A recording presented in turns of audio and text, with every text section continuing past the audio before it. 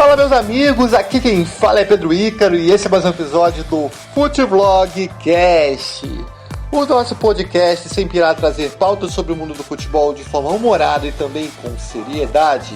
Siga o Futevlog no Instagram, @canal Futevlog. E o tema dessa semana é o seguinte: grupos da Libertadores definidos. E também vamos dar o destaque para o Clássico dos Milhões. Vamos iniciar com o nosso querido quadro Fala Torcedor. Em destaque, o Clássico dos Milhões e Cris Martins apresenta. Fala Torcedor de hoje é Fala Torcedor, especial Clássico dos Milhões, Flamengo e Vasco. Fala aí, Paulo, o que achou da atuação do Flamengo nesse clássico? E aí, pessoal, tô aqui para falar um pouquinho sobre o último Flamengo e Vasco. Não tenho muitos pontos positivos para enumerar, não, mas eu não sou muito fã do Vitinho, mas ele me surpreendeu positivamente. Acho que ele fez uma boa partida dentro do possível. O resto do time jogou muito abaixo do que a gente vinha vendo. Everton Ribeiro já está rendendo bem menos do que vinha já tem um tempo. O Gerson, apesar de não estar jogando na sua posição de conforto, vamos dizer assim, também jogou bem abaixo. Acredito que essa formação diferente do Rogério Ceni que ele tentou fazer não deu certo e depois não tinha como arrumar o time. Mas também não coloco a culpa toda nele não, porque os caras erraram, sei lá, passe de 1 metro e meio. Então não dá pra colocar a culpa toda no técnico, né? Não acredito que seja hora dele sair, não. Eu acho que se fosse pra sair era pra ter saído antes, quando as coisas não estavam dando certo, mas a gente tinha que dar um tempo pro cara pra ele poder se situar, vamos dizer assim. É isso, não tem muito ponto positivo mesmo, não. Foi um jogo lamentável, na minha opinião. Nada dava certo.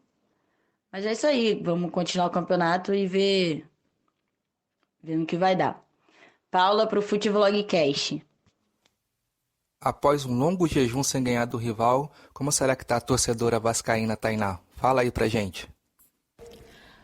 Fala, meus amigos. Certamente quem é torcedor vascaíno está rindo à toa hoje, pois o Vasco venceu o Clássico dos Milhões depois de alguns anos, quebrou um jejum e um momento que eu considero assim muito oportuno, um momento decisivo no Campeonato Carioca, um momento em que veio como um up, né, no coração do torcedor vascaíno.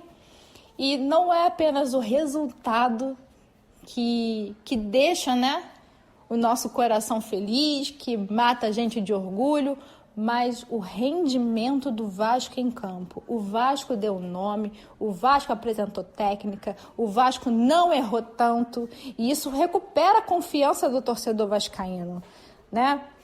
Nosso querido Cano fez o primeiro gol no Clássico dos Milhões. O Léo Matos abriu o placar com um gol de categoria, aquele tipo de gol que todo torcedor gosta de ver, né? Tivemos dancinha icônica do Edmundo no final. Então, assim, foi um momento, aquele tipo de jogo que a gente quer ficar vendo e revendo por muito tempo, né? Talvez um ponto negativo que eu destaque foi o gol do Vitinho no final, por mais que esse gol não tenha feito nem cosquinha no placar.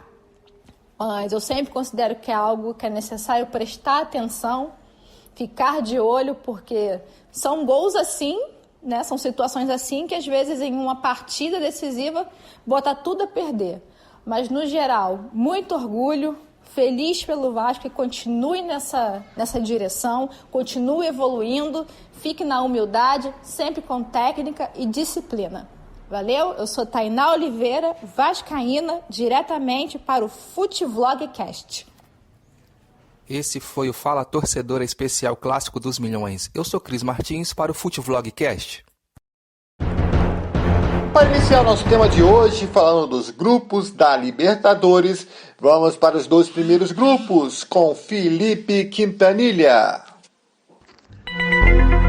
O grupo A da Libertadores, composto por Palmeiras, Independente Del Valle do Equador, Defensa e Justiça da Argentina e Universitário do Peru, creio que o Palmeiras passará com folga e com tranquilidade nesse grupo.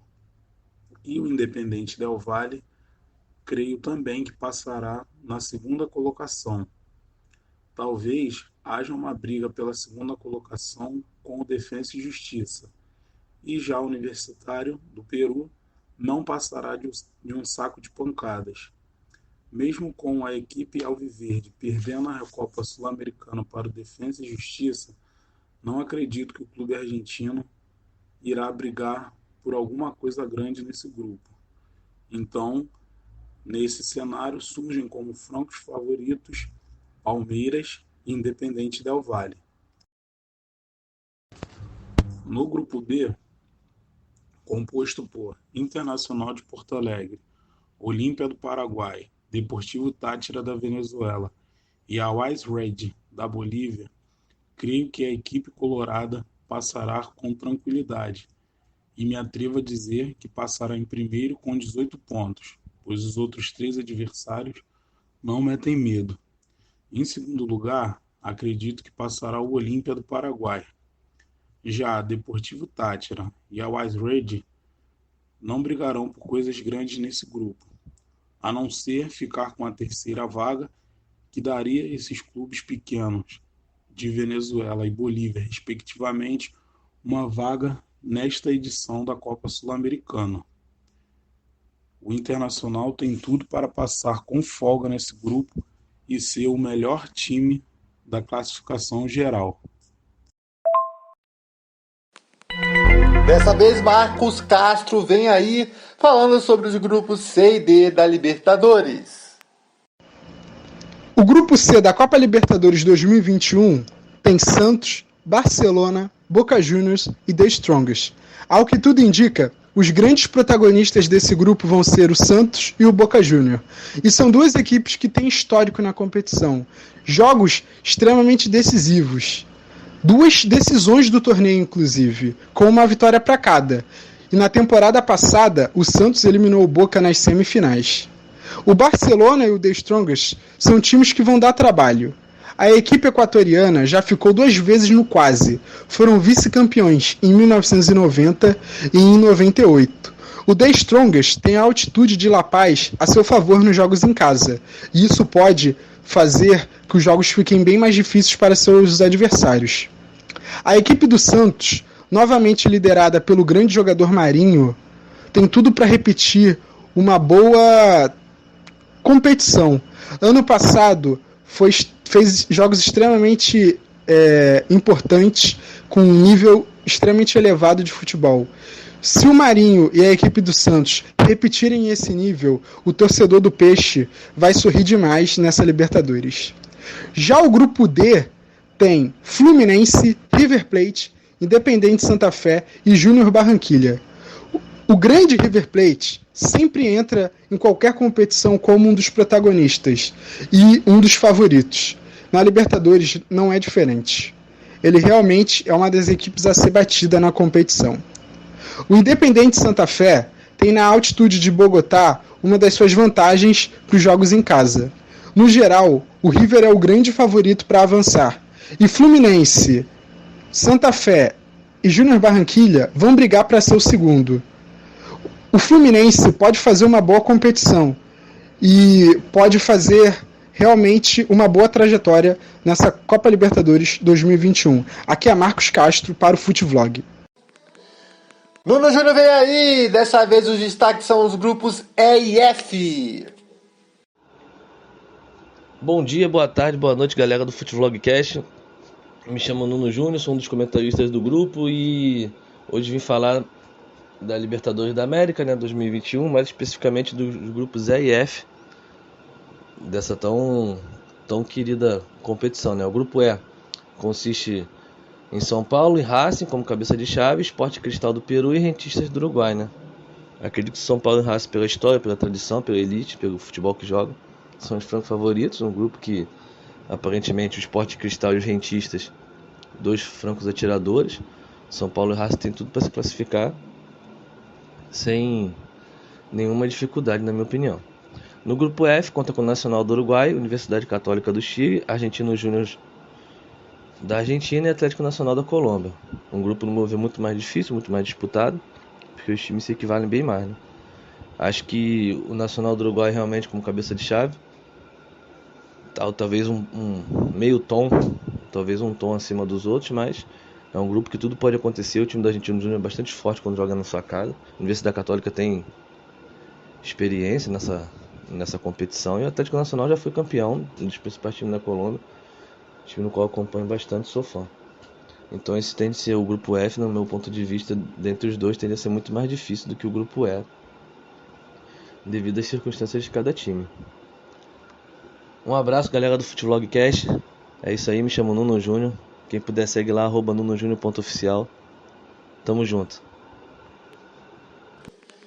Felipe Quintanilha retorna e fecha o nosso resumão da Libertadores 2021. O grupo G, que é composto por Flamengo, Vélez Sarsfield da Argentina, União La Calera do Chile e LDU do Equador, promete fortes emoções. O grupo é um grupo muito traiçoeiro para o Flamengo, bicampeão da Libertadores, pois as outras equipes do grupo prometem dificultar bastante a vida do rubro-negro.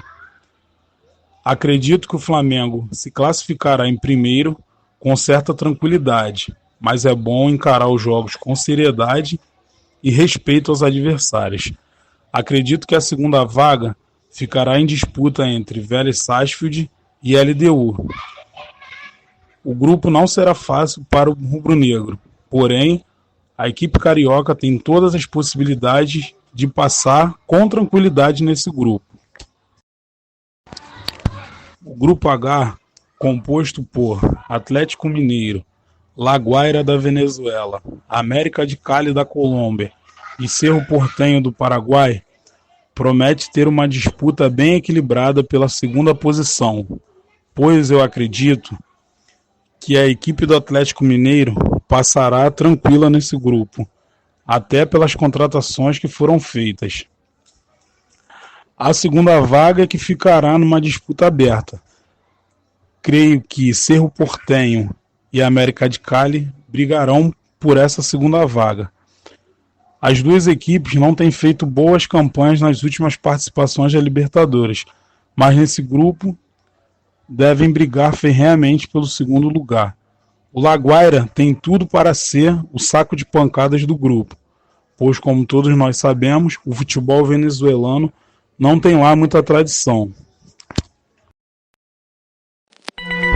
Chegamos ao final do episódio de hoje. Esse é o Futvlogcast, o podcast do canal Futvlog. Espero que vocês tenham gostado. Siga nossa página no Instagram, @canal Futvlog, e o nosso canal no YouTube, Futvlog. Um grande abraço, meus amigos, e até o próximo programa.